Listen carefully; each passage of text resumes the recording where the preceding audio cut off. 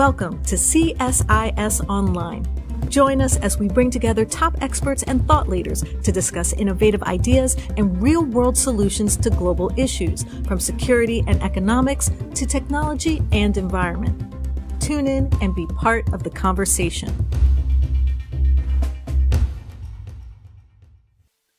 Well, good morning, everyone. Good afternoon, good evening, wherever you are. My name is Jude Blanchette, and I'm the Freeman Chair in China Studies here at CSIS. I'm really glad everyone is joining us. This is an interesting way to start the week as we have this discussion today on deterring a cross-strait conflict, Beijing's assessment of evolving U.S. strategy. This is a event organized under the auspices of our CSIS Interpret China project, which regularly translates longer analytical assessments by Chinese analysts on a range of issues: economic issues, defense issues, environmental issues, social issues. And it's an attempt to make sure that we're stopping and listening to at least some part of the conversation that is occurring in China outside of simply reading the People's Daily, Global Times.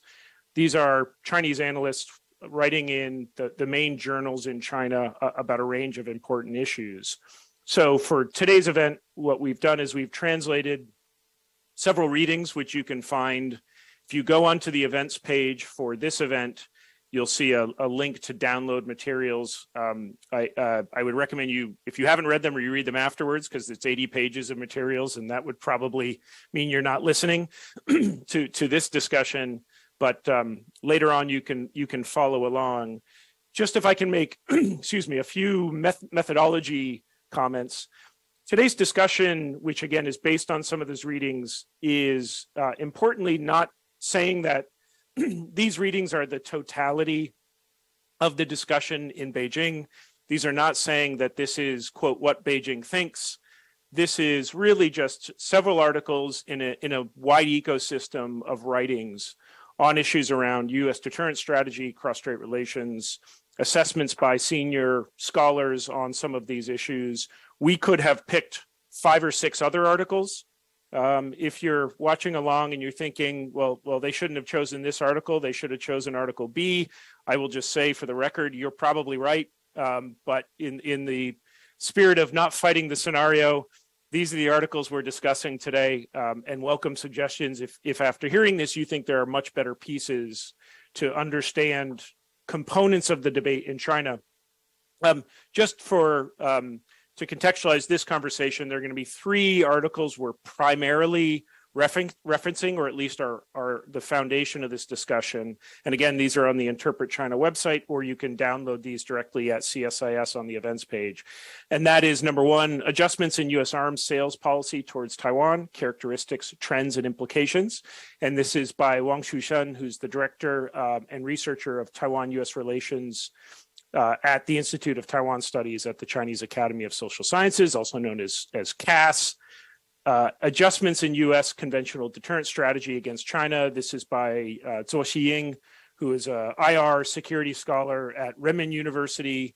And this is from the September issue of the Journal of International Security Studies. And then finally is an article by Ge Tengfei, who is a very senior security national defense scholar at the National University of Defense Technology. And that article is entitled An Analysis of United States Deterrence by Denial Strategy Against China. Several of the guests that I'm going to introduce in a moment this is now, I think, their second or third go around of discussing these articles. We hosted a closed door workshop last week with about 25 folks to just have an extended discussion on what we were seeing in these articles, and we thought it valuable to bring some of that discussion out into the public here. I've brought together what I really think is a sort of a dream team to discuss this, and also a panel where I hope we're going to get lots of different perspectives on these. It is the case, as we focus more on primary source materials to try to understand Beijing's thinking as it becomes more opaque. What I think is important to remember is that textual sources do not have one reading or interpretation. I'm always wary every time I see a public primary source document in the discussion and someone says it means X. As you see, like with the Bible, you can basically spend thousands of years debating and discussing what something really means. And that is the case with these articles as well. Folks will have different interpretations of what they mean or don't. And I think that will come out in the discussion today as we bring a diverse set of viewpoints to these by a group of individuals with deep experience in these issues. So without further ado, I'm really delighted and very appreciative to have joining us today Bonnie Glaser, who's the Managing Director of the Indo-Pacific Program at the German Marshall Fund. I think everyone will know Bonnie's work and on the issue of Taiwan, and Bonnie, formerly a colleague at CSIS. Mike Mazarr, who's Senior Political Scientist at the RAND Corporation. We've got Elbridge Colby, the co-founder and principal of the Marathon Initiative. Kristen Gunness, who's a Senior Policy Researcher at the RAND Corporation, a colleague of Mike's. And then last but certainly not least, Sean Monahan, who is with us, thankfully and luckily at CSIS, serving as a visiting fellow in this CS Europe, Russia, and Eurasia program. All of them, again, looking at this very complicated issue from a variety of viewpoints. And so one final bloviation from me before we start the discussion. I think what we're trying to do here today is we've translated and we've all read these varying assessments of Chinese scholars who are thinking about and looking at, in actually surprising levels of detail, what has occurred in U.S. Deterrence strategy, defense strategy, and foreign policy over the last 3 to 5 years, and what implications does that have for China on issues that matter to it. So to give folks the Cliff Notes versions of these assessments, they're looking at a number of specific initiatives that have come out of the United States along with allies and partners. This is as well as concrete implications for China on issues like cross-strait relations or China's broader security environment. And so with that, I'd like to open up the discussion again. First of all, by thanking everyone. It's 8 o'clock on a Monday morning, not the most necessarily a convenient time to be holding a discussion, but one that allows us to have comrades in Europe and Asia joining with us live. So I'd like to just throw out to the group, and Sean, only because you're the one closest in affiliation, I'm going to make you go first. I wanted to ask you've now had a couple chances to read these articles. I'm curious, just at a high level, as you look across them, and based on our discussion last week as well, I'm curious what you pick up broadly from these readings in terms of any sort of discrepancies or interesting novel features in terms of what we think, or the United States, the UK are doing in terms of signaling deterrence, what we think we're achieving with, Indo-Pacific strategy and other initiatives, and what you pick up in these readings from what the Chinese analysts are themselves interpreting. Sure, Jude, thank you. Thank you very much for having me on such a star-studded panel. And if I can end with a couple of caveats, I'm Sean Monahan, I'm the UK visiting fellow here. I have a background in the UK civil service, so anything I say today are my views alone and not the views of the UK government. My second caveat is that I'm not a sinologist. I don't have a China background. Jude put out a call for people who are China ignorant. Careful what you wish for, Jude. Here I am. But I do have a background in thinking about strategic theory, deterrence, defense strategy. So yeah, these articles were absolutely fascinating, in fact, mind-blowing for me. And indeed, I commend the CSIS Interpret China archives to your viewers and listeners. I mean, it's a wonderful resource of 200 papers and counting. I think understanding these papers, the views of these scholars, is going to be crucial for us taking a sophisticated approach to the challenge of our time. So a couple of things that leaped out at me, Jude, looking through this material. I mean, first of all, as a noob to all of this, kind of naively, I was expecting Sun Tzu, and I got Thomas Shelley. And Glenn Snyder and Alexander George and all of our kind of Western strategic theories, and indeed Elbridge Colby and Jude Blanchette and Bonnie Glaser. So I think it's interesting and notable that we have a lot of the same kind of reference points here. There's a danger there of mirror imaging. But I think it's, reassuring to some extent that we're all singing off the same hymn sheet when it comes to understanding what do we mean by deterrence, by compellence, coercion, and so on. There were a few kind of what I call load-bearing assumptions that leaped out at me that perhaps we can get into later in the conversation, but the ones that most struck me was the kind of emerging assumption that actually these scholars think that US deterrence is not just deterrence. It will actually kind of evolving US posture and power will become coercion at some point. And I think that's incorrect. And I think that's worth delving into. And I think it has a bunch of very important implications for Chinese thinking. There's also a big emerging theme that actually China is really closing the gap and is about to reach kind of military parity with the US in the region. And I think that's really important because, again, if that's the belief, it could have some consequences that could lead to overconfidence, miscalculation, and the most dangerous scenario here is a cycle of commitment where both sides feel they have to prove their credibility, and those kind of assumptions could lead to that kind of cycle. Thomas Schelling's cycle of commitment, as he put it. A bunch of other assumptions which we'll get to later. A couple of general points that leapt out to me as well. Number one, the deterrence is not the strategy, and I've written on this recently. I think China understands US strategy fairly well. That deterrence and therefore peaceful resolution is the main kind of goal here. But as I said, China thinks, these Chinese scholars think that deterrence is eroding due to the kind of military parity issue. Then, deterrence is not a solution on its own here. The literature on deterrence, coercive diplomacy, tells us that deterrence, if it achieves anything, it achieves short-term solutions that then require longer-term diplomacy to solve the basic issues and tensions underneath. So, where's the dialogue and diplomacy? Final question is that to think bigger.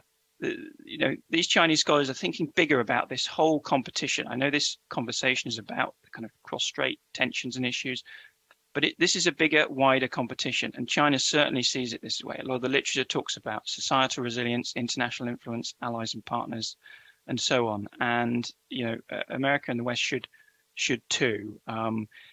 China talks about societal resilience. Actually, I think widening the conversation on deterrence beyond just the military problem to a kind of cross-societal, whole of society deterrence, and also happen to have written something on this recently called the kind of fifth wave of deterrence theory. But the fact that deterrence is now everyone's has a role in misinformation and cyber attacks and so on. So I think thinking bigger is one thing that emerges that could be useful for us. But those are my opening thoughts. Thanks, Jude. Great. Thank you, Sean. Great thoughts. Kristen, if I may, just any introductory high-level thoughts across the readings, and feel free, everyone, by the way, to either respond to or build off previous comments by speakers. Yes, thanks, Jude, and thanks for having me on this panel. Those were great comments by Sean. I wanted to just pull the thread a little bit on the allies and partner piece, because that is something that, of course, the United States has been focusing on with the Indo-Pacific strategy. And I think that is something that really came out in all of the readings and then the broader discussion in China about U.S. activities with allies and partners, and China really watching very carefully what those activities might mean in terms of shifts, in terms of coalitions that could be anti-China, that the United States is, building on or influencing new allies and partners to do things that maybe they weren't considering doing before. So the readings, for example, mention the Quad, and they mention things like the Maritime ISR initiative with India, Japan, Australia, and the United States, that according to the authors would be directed against China, and this is a quote, would complicate China's maritime security environment. And so I think there's that shows a level of concern about initiatives like that. There were several mentions of Japan and the joint U.S.-Japan statement on Taiwan Strait stability, and the fact that Japan is maybe thinking about Taiwan a little more into its defense strategy, and concern about that. So I think this allies and partners piece is important, both in terms of how the United States continues to posture and develop these alliances, but also looking at China's reactions, that it does show a level of sensitivity to that we've known about for a while. But I think as the United States continues to focus on building those partnerships, that this is concerning to China. Great, thank you. Bonnie, I know you weren't able to join the workshop, but just curious if you have any high-level thoughts, and also welcome any thoughts you're reading widely across other Chinese scholars, and of course doing lots of track 1.5s and track 2s. So I'm just curious, at a very high level, anything stick out to you as being notable about sort of basic assumptions many of the Chinese are making, or sort of things that they're picking up that you find notable or interesting that we should be paying attention to? Well, thanks, Jude. First, I would say that there's a basic set of assumptions, sometimes explicit in the writing, sometimes implicit, that, of course, those of us who have read what the Chinese write about and listen to what they talk about, they've really made for years. The Chinese presume that the United States seeks global hegemony, that it sees its position as threatened by China, that the United States is now seeking to, and has been for years, to contain China's rise. The new component of that is the focus on containing China's economic and technological development. But I think in general, we have seen the same set of assumptions for quite a long time.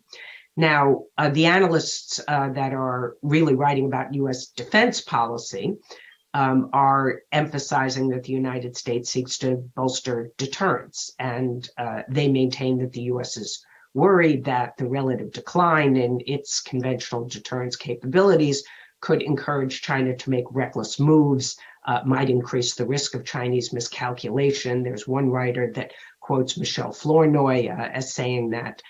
And of course, the major Chinese miscalculation that the U.S. wants to avoid is use of force against Taiwan. So, that all sounds right to me.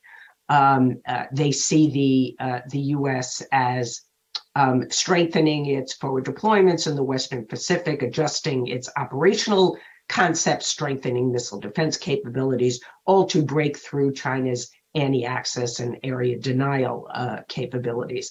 And they write about the U.S. emphasis on developing a strategy of denial rather than a strategy of punishment. So, I think they have a fairly good handle on what the U.S. is trying to do militarily. There are some points that I'll cite one that struck me as a little odd. There was one author who made and it's one of the longest articles about writing about U.S. efforts to enhance its conventional deterrence capabilities. Again, stating that the U.S. has concern about its relative decline in capabilities. And then in the conclusion, cited that there were 3 reasons that the U.S. was doing this, which sounded very contrary actually to the substance in the article. And the author said the U.S. is trying to play up the China threat, to intentionally depict China as a competitor, to mobilize domestic forces and build a consensus in its society. And third, to obtain more military spending and win resources for the military. In other words, but sort of not signaling that it's really the concerns that matter. So a little bit of contradictory writings. I was thinking that as the author wrote the conclusion, maybe he thought that there were some political factors that he ought to really throw into his argument, because the rest of the article had perhaps been focused too much on the facts and not enough on the politics. But I think that in terms of their assessment of the U.S. motivations for what it's doing in the Indo-Pacific, generally, I think they have it right. Thanks, Bonnie. Bridge, if I can go to you next. Same question, and of course, feel free to react, respond, build on any of the comments from 3 previous speakers. Well, great. Well, thanks very much, Jude. Great to be a part of this expert panel.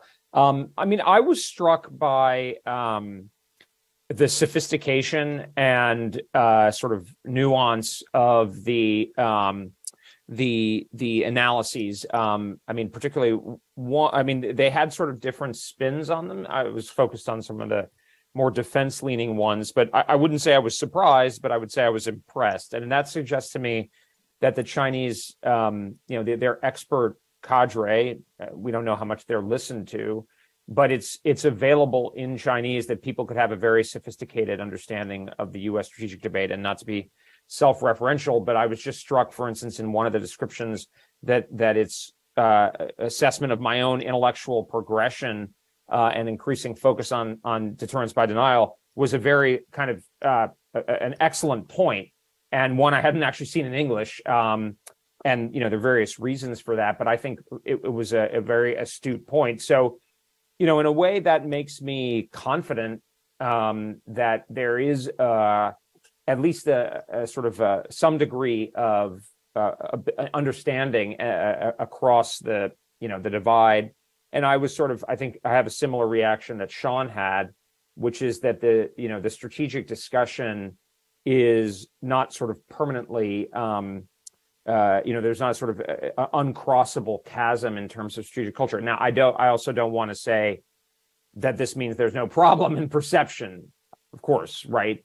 But I think it's a different world than if, to Sean's point, if whatever, one side is talking Mars and the other side Venus, or one side is talking Sun Tzu and the other side Clausewitz.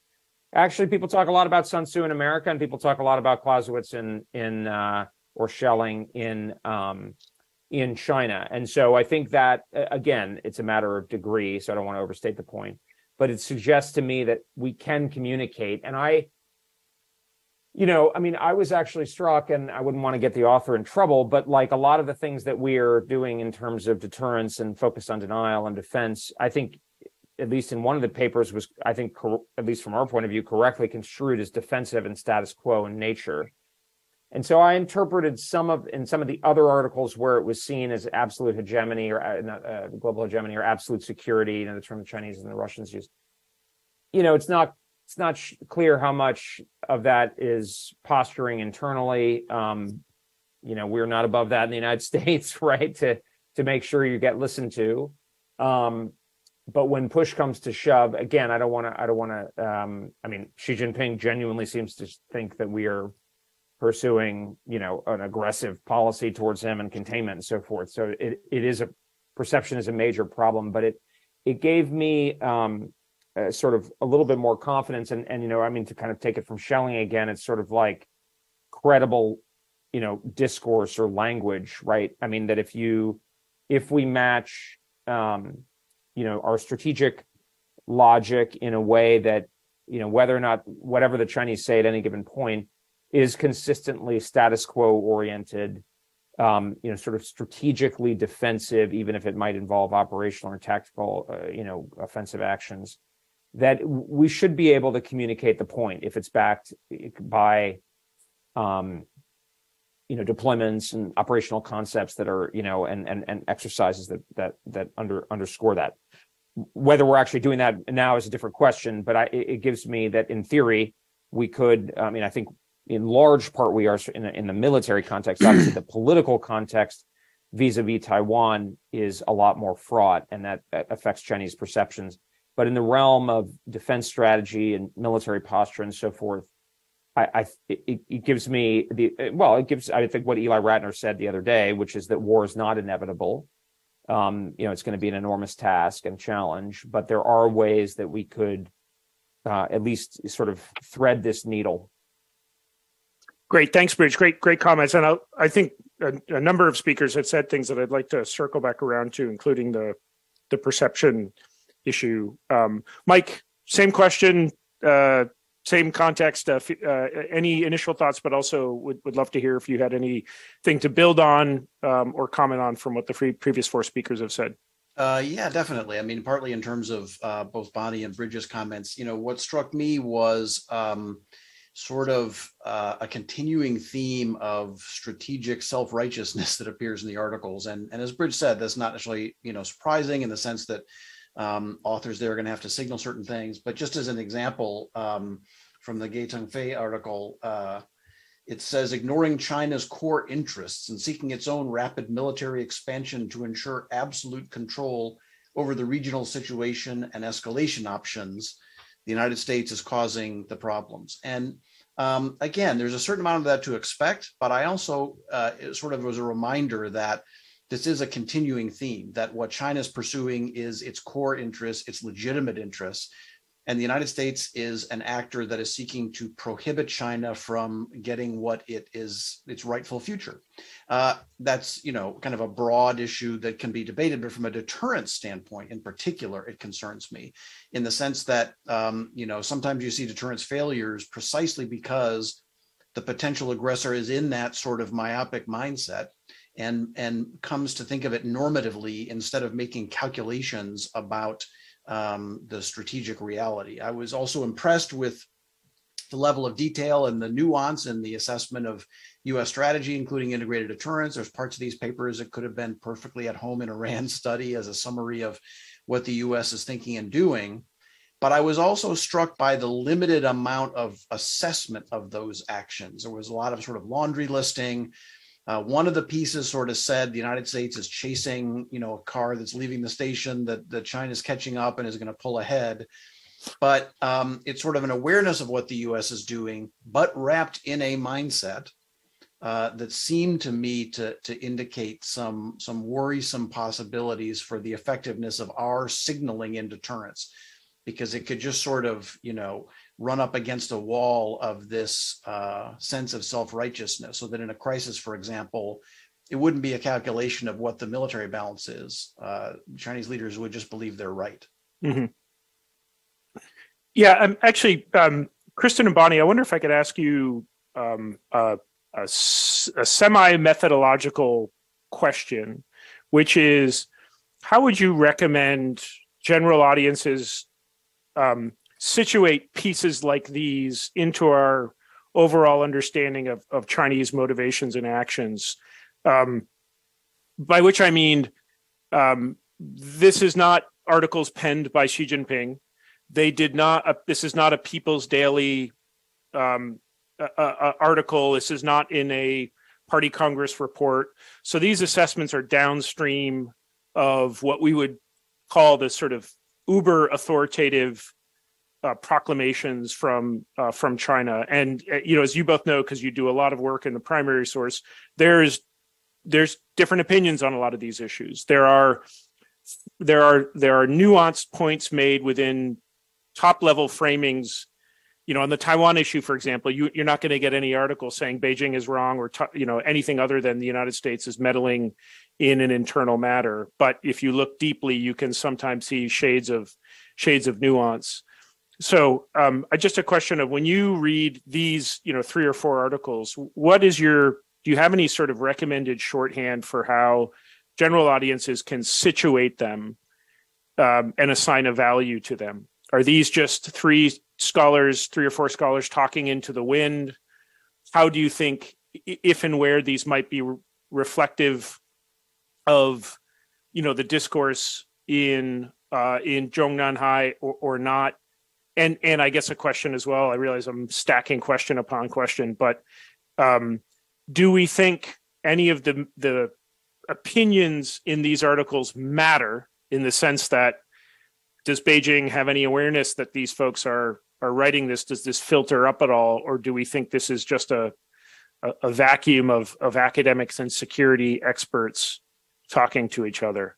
Feel free to answer any or one or none of those. I'm just trying to get a sense of what should a general audience do with these articles other than say, oh, that's interesting. Bonnie, if I can go to you first. Jude, those are very, very difficult questions, and nobody knows what Xi Jinping reads, but I can guarantee that he doesn't read these articles. Sorry. But we all know that there are internal reports that are written by Chinese experts that then get circulated through the system. They might get delivered particularly if an institute or an individual is tasked to write something, as opposed to just individually, deciding, I'm going to take the initiative and write about this. But it can end up on the secretary's desk of Xi Jinping. And then that individual has to decide whether there is something in it to pass by under the eyes of the leader.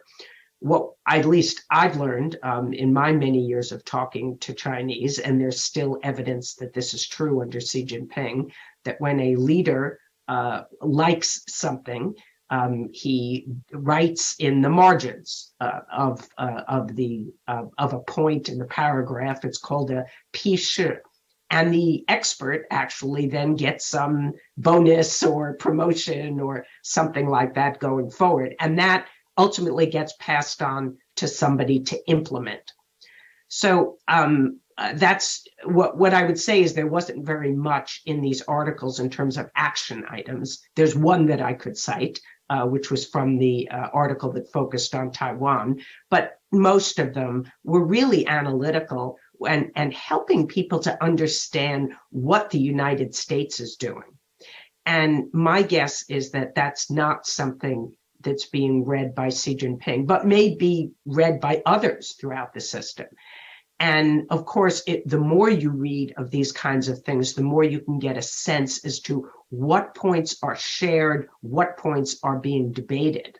And if the United States thinks that there is a real misunderstanding of something that the US is doing, reading these articles then gives us the opportunity, not only government, but also experts, to go back to the Chinese and say, this particular point is a misunderstanding of US policy. And I think that is useful for us to do. And of course, we had that one episode, Jude, which you and I wrote about at the time, which came to be known as the October surprise, when the PLA thought that the United States was going to use force in the South China Sea. There were many signals of that. And then our folks at the Pentagon, including General Milley, talked to his counterpart and explained that we did not have such an intention. So this is an example, I think, from reading these kinds of articles that we can get a sense as to where the Chinese might really misread US intentions and take actions to avoid an escalation spiral. Great, thanks, Bonnie. Kristen, at RAND, you're doing a lot of work, you and your colleagues on crisis escalation, how Chinese think about crisis management, deterrence signaling, how to read Chinese deterrence signaling. I'm curious, same questions I posed to Bonnie, of just how do you situate articles like this, and how do you think we should be perceiving the value of these? Sure. So I don't have too much to add to Bonnie's excellent explanation, which I completely agree with, except to say that it is a hierarchical system. So there are many layers that these things go through before they reach the top, if they reach the top, and also that there's a broader research plan. So I look at articles from for example from CAS as reflective of the broader Chinese thinking on specific issues, and also indicative of where we can see their concerns. And so what's interesting in looking across these articles is, you like I pointed out earlier, you can see the concern about the allies and partners piece. You can see other types of concerns that are reflective, that we've known about for years, but are a little more nuanced, such as a concern over U.S. development of global precision strike capabilities that has translated into some of the nuclear issues that were talked about in those articles, as degrading strategic stability and having it be very bad for China's security. So these types of broad issues, I think these articles really pull on those topics. And if you look across them, you can see who is concerned about what, but also the broader concern across the different institutions. And I think for me, that's valuable in terms of deterrence issues and signaling and thinking about how the United States might posture itself. wonder if I can now circle back to the issue of how the balance of power is described in these articles. And this is one where I please someone correct me, but I'll go on record as saying I think this is a general theme across a lot of these assessments, even ones by more careful analysts, of which I would say Zhou Xiying is one of them in this, but you still see, I think, a general theme of positioning the balance of power between US and China as shrinking and likely in a secular structural way. And you see that in a lot of more specific, besides these broader assessments, even just in more specific instances. I noticed in the Wang Shushan article on US arms sales to Taiwan that he says, for example, quote, "In the larger picture, US arms sales to Taiwan cannot change the balance of military power in the Taiwan Strait. There's nothing we could do in terms of our sales that would stop this broader trend." Bridge, I may go to you because, and please again correct me, I might get the sense you would actually agree that their assessment is right, and that's actually part of the problem. And then I'd like to go to others to see if there is a differing assessment on how we should be thinking about the balance of power. So, Bridge, over to you. Anything stick out to you? No, I mean, again, with the caveat that I'm, not an expert on Chinese thinking at depth and so forth like you are, but I was pretty struck. Yeah, I think they were about right. I mean, obviously, they're reflecting back the tenor of the discussion that they're seeing in this sort of U.S. not just expert, but the official, defense strategies and these kinds of discussions. But I don't think, and I wouldn't want to be too confident in this, but I didn't detect either sort of hubris or, a sort of a sense that China could never challenge. I do think, and we've talked about this. I mean, I think there is an idea that the Chinese recognize they're in decline, and that's going to make them more aggressive. I didn't pick up that idea. I mean, they seem pretty confident, which of course it could be bad or good. It sort of depends on the perspective and our strategy. But I think they have a pretty solid grasp. And again, it reflects an understanding of what we're trying to do. So to me, that also is pretty positive in terms of in terms of the potential for signaling over time, again, if we get it right and if we implement it correctly. But it also it's worrisome because if and as they're correct, it should diminish their caution, any caution that might come from a sort of overestimation of our capabilities. Now, I think they also obviously understand the complexities of an amphibious operation and so forth. I mean, General Flynn said this the other day, I think very accurately. So just because the overall military balance might be shifting their direction, the difficulties of accomplishing a joint landing campaign and all this kind of stuff is still there. And that's one of our real, kind of things that we have to work with. But I that was sort of my takeaway from this.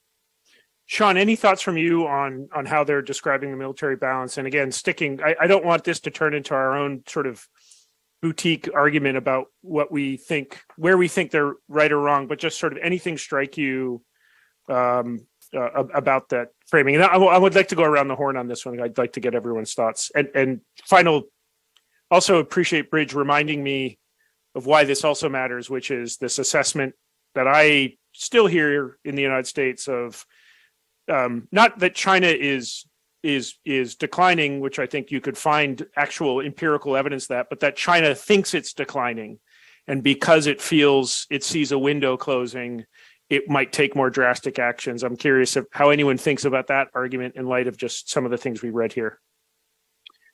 Sure, thanks, Jude. Well, just on the kind of military gap question, so Bridge said there's no hubris. I detected some hubris, and it's one of the papers. I think it's one of the conventional deterrence assessment papers. There's two of those. There's another very good paper on coercive diplomacy, by the way, written in 2016. I think CSIS Interpret tweeted about it the other day. That's excellent. But in one of those articles, there's a kind of long list of China's new capabilities, from its carriers to its carrier killer missiles, the kind of full spectrum investment, which we all know about. But there's a very kind of static linear logic, which assumes that military on paper will deliver a roaring victory in practice, and kind of as we've seen in Ukraine, a well-invested, well-drilled military on paper is very different in practice. So I think there's some heroic assumptions there that China is approaching kind of military parity. I think also China's assessment of what the US thinks about China, we're in a kind of hall of mirrors here, is interesting. So just one quote from a paper on the adjustments in US conventional strategy, deterrence strategy papers. It says that the United States believes that China's rising conventional deterrence capabilities will inevitably erode US conventional deterrence capabilities and adversely affect the credibility of US conventional deterrence. So, they're kind of believing in their own hype, as it were. And I think there's some assumptions about there's a linear assumption that the US cannot react to China inevitably closing this gap, where I think the US has plenty of enduring advantages, which we'll see it well into the future. One final point is that the conclusions to many of these pieces are strikingly different to the hyperbole in the general assessments. The conclusions are actually quite sober. The authors often conclude by saying, well, we should be extremely cautious and play the long-term game and put primacy on diplomacy and crisis management communication. So the conclusions are actually a lot more sober than some of the assessments, which is interesting. Bonnie, I'll go to you next, and then Kristen and Mike would like to come to you afterwards. I just want to make a very short point, Jude, which is not based on this particular set of readings. I agree with Sean that the one article in particular sounds, it's a little bit of hubris and overconfidence, and that if that reflected China's assessment, then perhaps it would be worrisome. But for those of us who read PLA writings, the PLA writes about its own deficiencies a lot. It points out its weaknesses.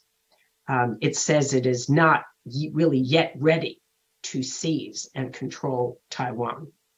So I'm left wondering if if that particular article that Sean cited is written by a civilian that maybe does not have the same sort of operational experience, may not really have access even to information, because as we all know, it's a very stovepipe system.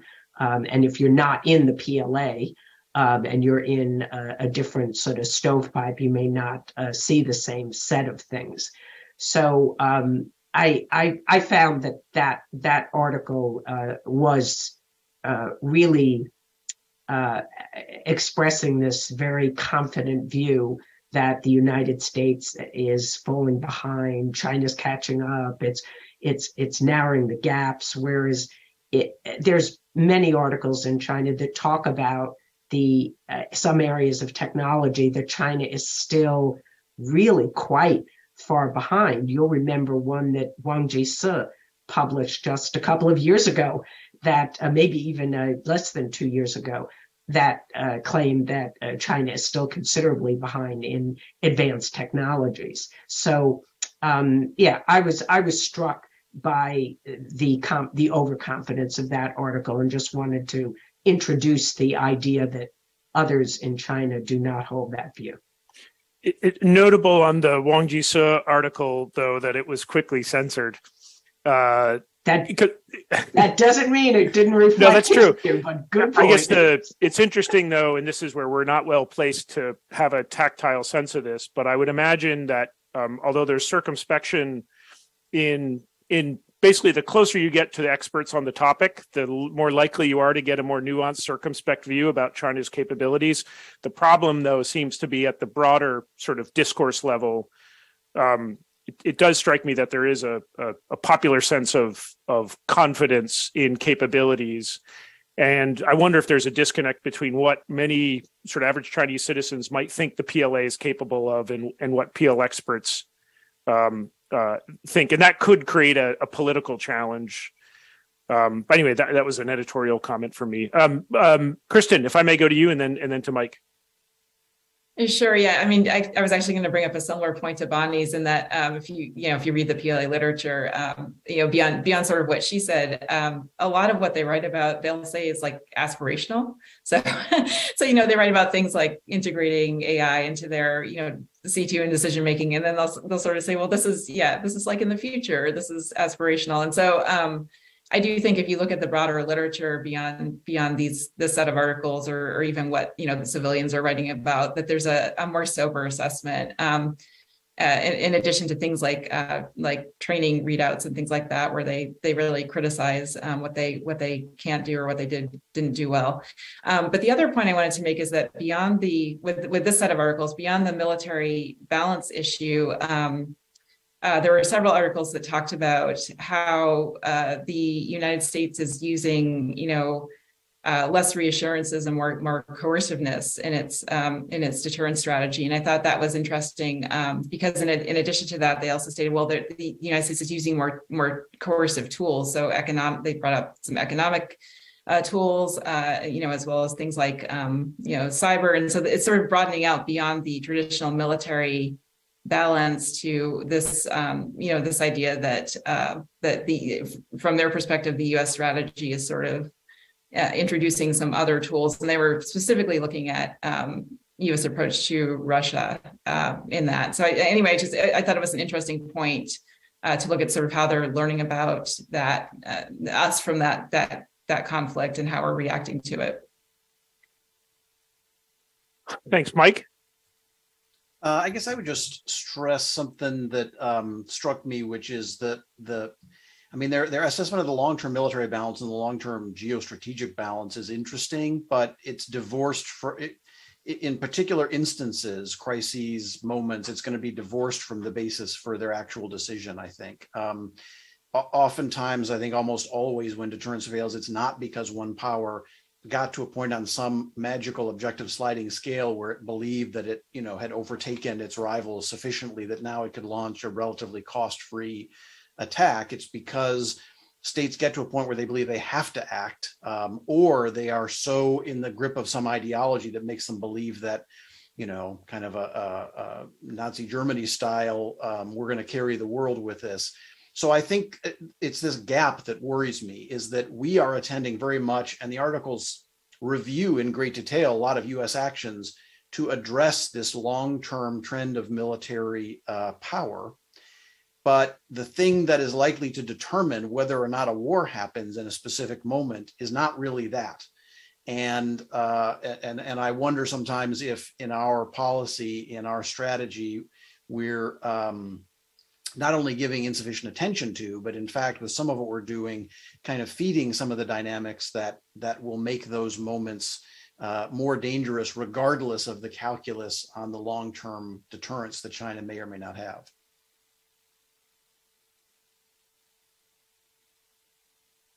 Sorry.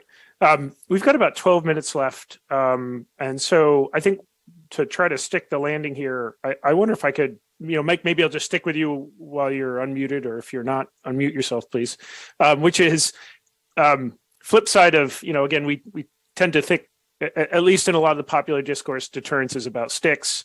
Of course, it's about reassurance as well as deterrence. I'm curious if in these writings, and again, I'd like folks to draw on broader sets of readings or conversations they have.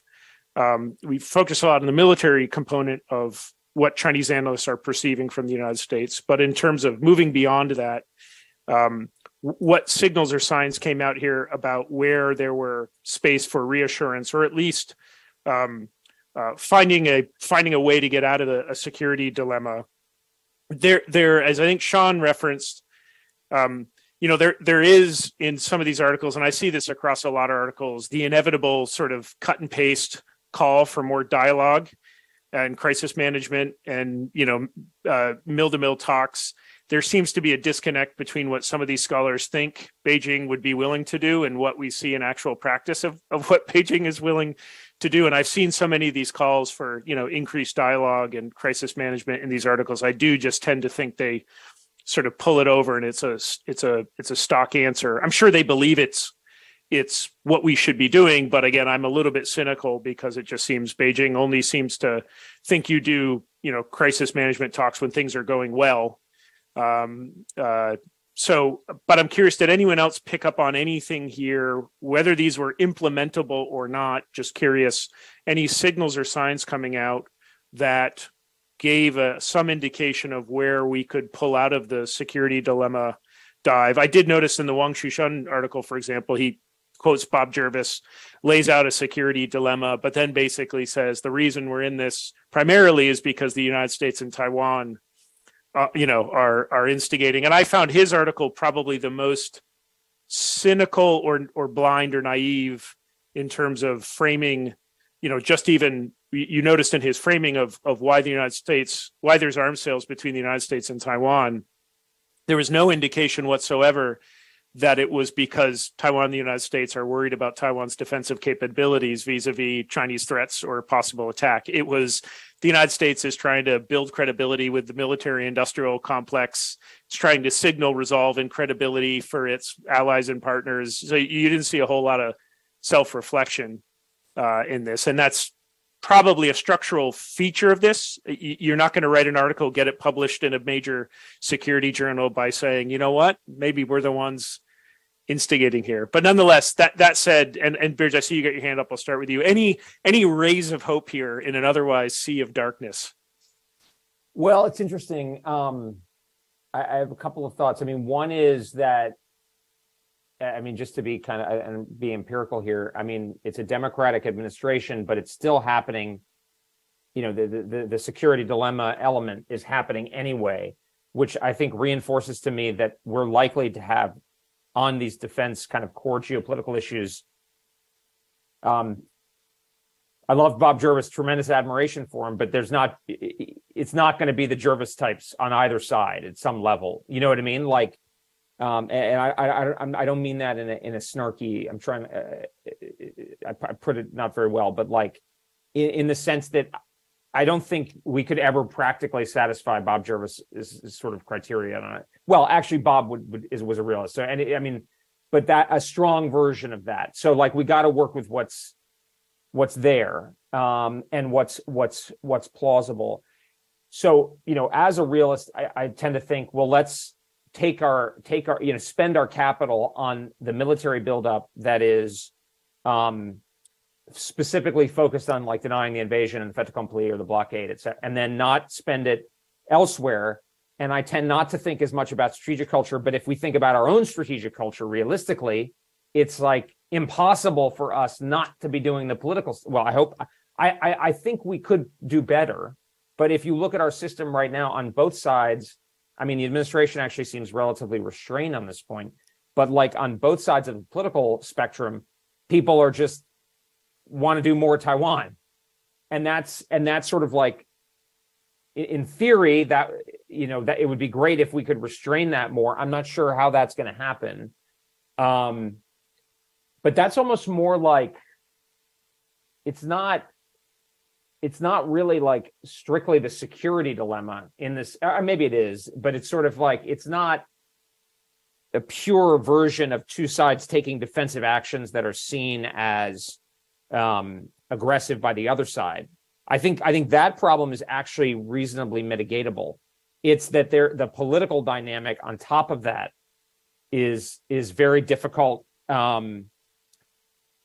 It's just because I think your point, Jude, and what I infer from a lot of this is that the Chinese think there's a sort of inexorable move away from, the one China policy, whatever exactly that means, and there's sort of there is a lot more attention to Taiwan. There is a lot more talk about Taiwan independence and so forth, and there is a lot more, meeting with Taiwanese officials. That's true, but that seems to be part of their overall assessment of the problem, which is obvious to all of you. But I think that's maybe an important point.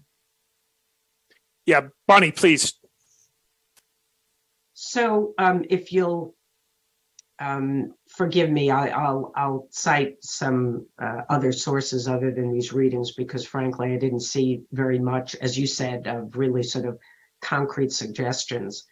And first, I will say that in recent dialogues that I've had with Chinese experts, they have been rather pessimistic about the ability of both sides to really prevent a major crisis. There was one senior retired military officer who said in a dialogue I joined last week that we really do need a major crisis to compel both sides to seriously take measures to stop the downward spiral, and said that even if we were to develop some operational ways to strengthen, crisis communications or implement risk reduction measures, that really wouldn't make a difference because the problem is really at the strategic level. So on the negative side, or sort of less optimistic side, I'm hearing that.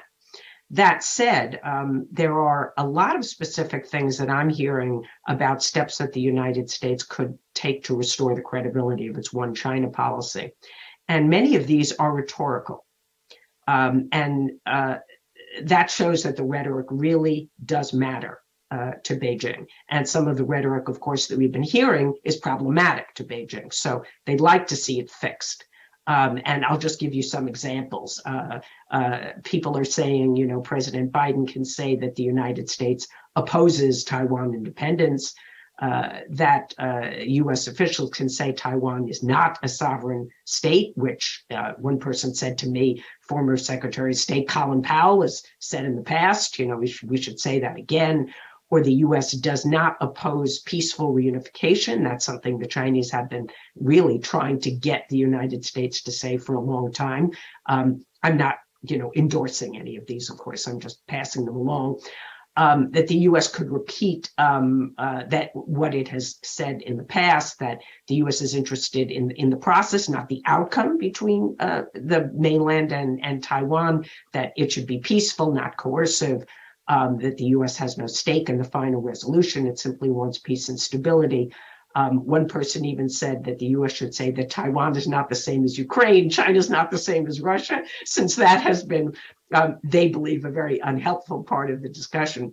And the last thing that I'll say that I've heard, which is not in the rhetoric box, but more in the action box, and you may have heard this as well, Jude, but there's been a sort of coordinated messaging that if Speaker McCarthy were to go to Taiwan, the United States should send a high-level administration to China, in other words, to lessen that negative impact and to signal that the U.S.-China relationship is very important to President Biden, even though he can't stop the Speaker of the House from traveling to Taiwan. And there's been a specific recommendation that Vice President Kamala Harris go. Again, I don't think that this is actually going to happen. And in fact, I think there's a very low possibility that that Speaker McCarthy is going to go to Taiwan soon, not this year. But I don't want to take up more of our time on that particular issue. But the point is the Chinese are worried about our one China policy, and they would like to see the U.S. take steps to restore its credibility. Great. Thank you, Bonnie. Appreciate that. A couple minutes left. Sean, I saw you had your hand up. My real, not just my virtual hand. Thanks, Jude. Just quickly to reiterate, Bonnie and Bridge have alluded to, which is that the basic area for reassurance here is on U.S.-Taiwan policy. And again, just to quote, it's just one paper, but just to give a flavor, this is the paper on U.S. arms sales to Taiwan that says China believes that the U.S. is increasingly deviating from its commitments regarding the Taiwan issue and constantly provoking China and challenging its red lines on the issue of sovereignty and security, such as fudging the one China policy, supporting the DPP administration's push for Taiwan independence and so forth. When you combine this with the seeming belief in kind of military parity, deterrence erosion, the belief that U.S. deterrence policy is actually more about coercion and looking to force the issue at some point, this kind of adds up to a worrying mix in which, deja vu all over again. 95, 96 Taiwan crisis. This is kind of the dynamic before the crisis. So I think that's the area for reassurance. I don't have the answers. Bonnie just gave a long list. I'm sure others have answers too. But just to reiterate that point, thanks. Kristen, any final thoughts, comments?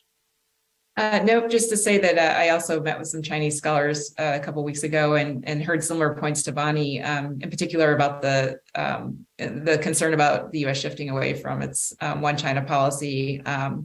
And also the public, they did mention the public discussion about maybe giving up strategic ambiguity as being concerning and things like that. So I think there's this broader concern that Bonnie highlighted. Mike, final benediction. A pessimistic one. I think the security dilemma dynamic is very real. The United States is trapped in a dilemma where we're making all these warnings about how quickly China might act.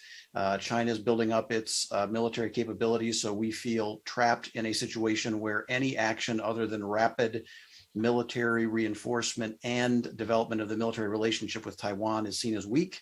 And as long as that dynamic persists, I think it'll continue to undermine the basis for peace. And moving away from it, as Bridge indicated, from a political standpoint, would be extremely difficult.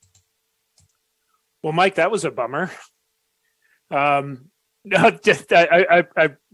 These are really excellent comments. I feel like where we just got to the last 5 minutes could actually be hour 2 of this, which is sort of credible military actions and investments, but also thinking about rhetoric and the sort of political package that's wrapped in.